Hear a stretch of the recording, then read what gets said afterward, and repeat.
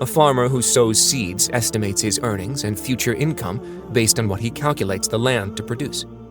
However, he may get hit by bad weather or pests that destroy the produce. You and I must work hard using the means God put at our disposal, yet at the same time, we should not rely on and make calculations based on these factors alone. We should do good, honest, hard work while putting our trust in our Lord for results.